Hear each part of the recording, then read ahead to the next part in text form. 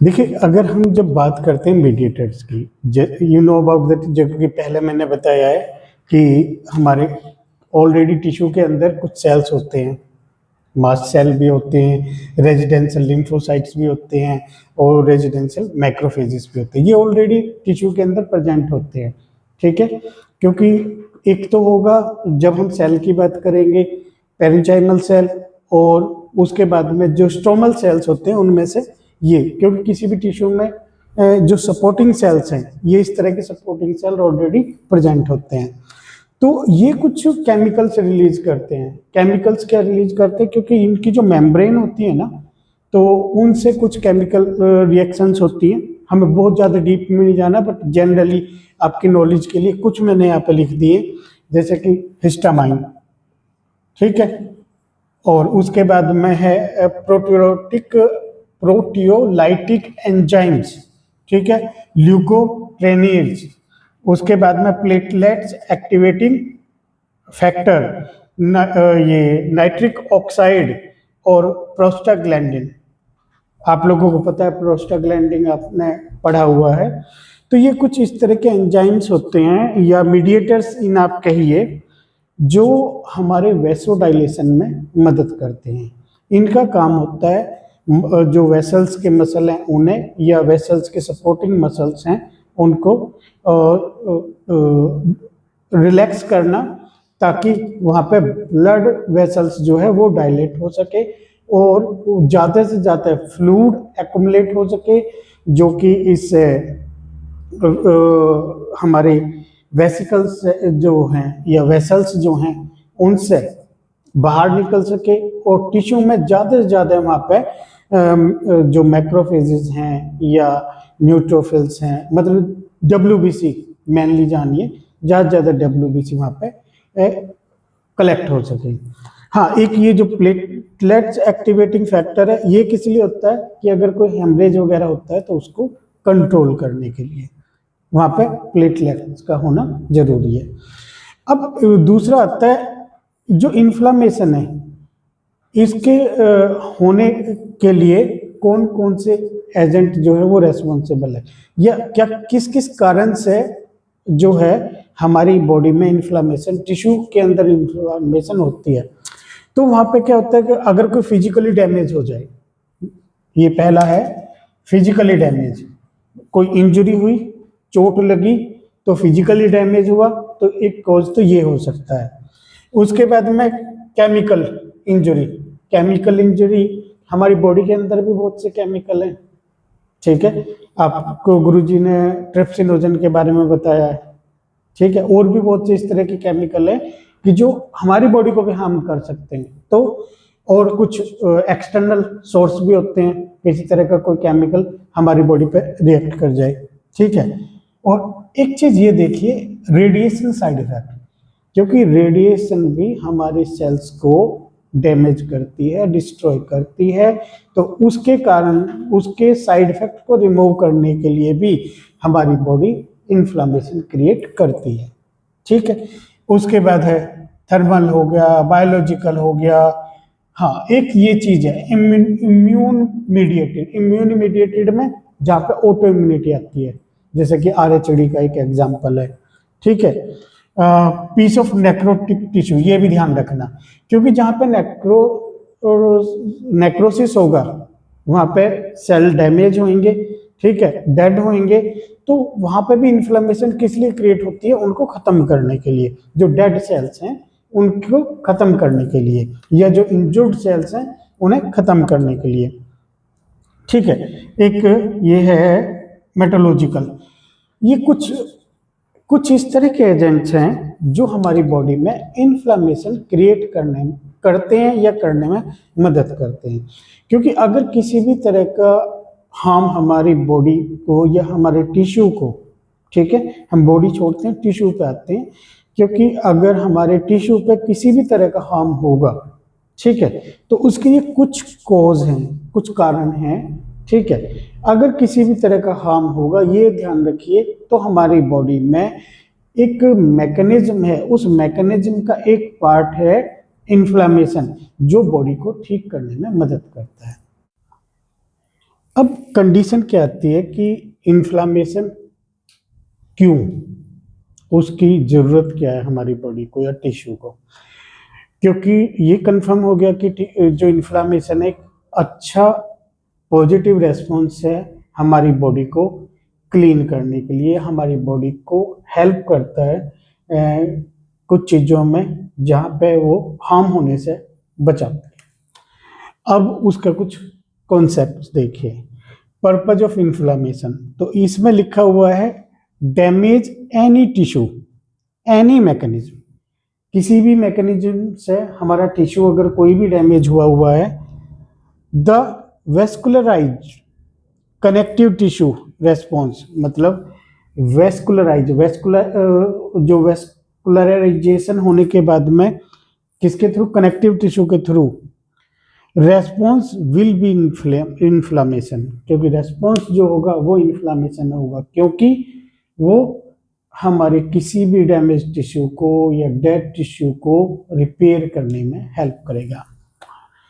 Purpose देखिए, वो क्या करेगा, इंजरी को रिमूव कर देगा, ठीक है, उस पार्ट को डायलेट करेगा ताकि वहाँ पे इजीली रिएक्शन हो सके, ठीक है, डाइल्यूट करेगा, कुछ जो वहाँ के कंपोनेंट्स हैं उन्हें डाइल्यूट करेगा ताकि उस पर रिएक्शन हो सके, ठीक है।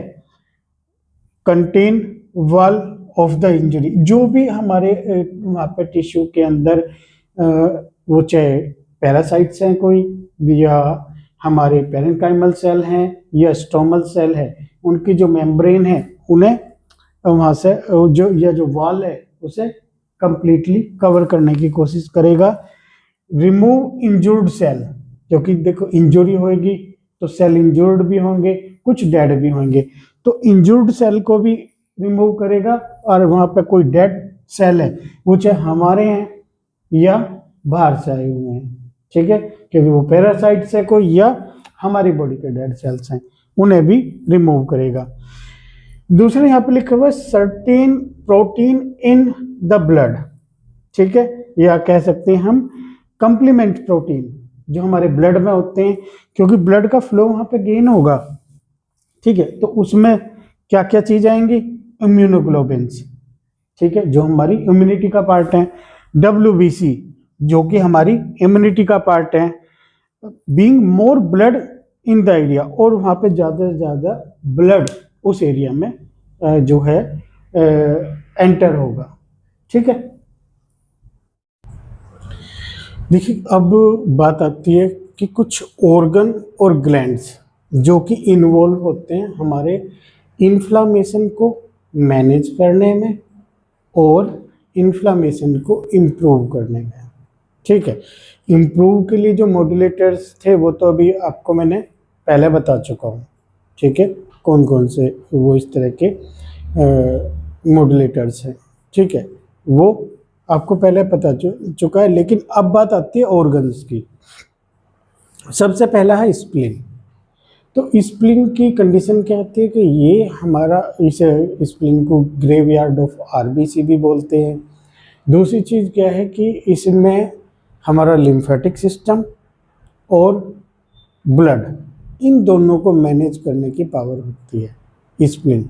मोस्टली क्या होता है कि अगर कभी भी कोई भी आप इस तरह का केस देखोगे ना कि जिस ऑटो इम्यूनिटी है, तो बहुत कंडीशन में आप देखेंगे कि उसमें मेंशन किया जाता है स्प्लीनोमेगली, मतलब कि स्प्लीन जो है अपने साइज को इंक्रीज कर रही है, किस लिए, ताकि वो उस इन्फेक्शन को रिमूव कर सके। हमारी बॉडी में अगर कहीं पे इन्फेक्शन है तो उसे रिमूव कर सके, ठीक है, क्योंकि स्प्लीन जो है वो काफ़ी अच्छा मैनेज जो है, हमारे किसी तरह इन्फेक्शन हो या इन्फ्लामेशन हो, दोनों में इसका मेजर रोल आता है।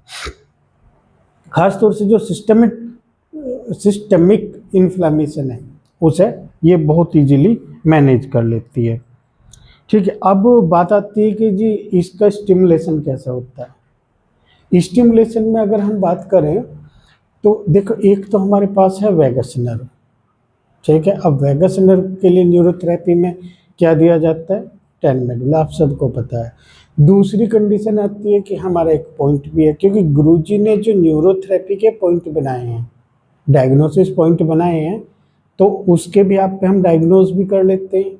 और अगली चीज़ आती है कि हम उसके पेन को रिमूव भी कर लेते हैं। तो गुरुजी का ने जो बताया है या न्यूरोथेरेपी का मानना है कि अगर स्प्लिन पॉइंट का पेन रिमूव होगा तो वो चीज़ जो है प्रॉपरली एक्टिव हो जाएगी और बेटर करेगी। हाँ, कहीं कहीं पे ऑटो इम्यूनिटी में इसीलिए गुरुजी ने स्प्लिन पॉइंट को ब्लॉक किया हुआ है, ठीक है। बट वो जो न्यूरोथेरेपी एक्सपर्ट है वो इस चीज़ को डिफाइन करते हैं या डिसाइड करते हैं कि किस जगह पे स्प्लिन को एक्टिवेट करना या नहीं। इसके बारे में हम एक अलग से लेक्चर रखेंगे। दूसरा आता है गट, क्योंकि हमारा जो गट है, हमारा जितना भी ये एंटारिक नर्वस सिस्टम है, ठीक है, उसमें मैनेजमेंट केमिकल्स होते हैं, ठीक। इसीलिए गुरुजी कहते हैं कि जब भी कोई भी पेशेंट आपके पास आ रहा है तो सबसे पहले उसका पेट सेट करो। पेट सेट कर, क्योंकि नेवल डिस्प्लेसमेंट, और नेवल डिस्प्लेसमेंट अगर किसी की है तो उसके जो इंटरनल ऑर्गन है वो प्रॉपर फंक्शनिंग करेंगे नहीं।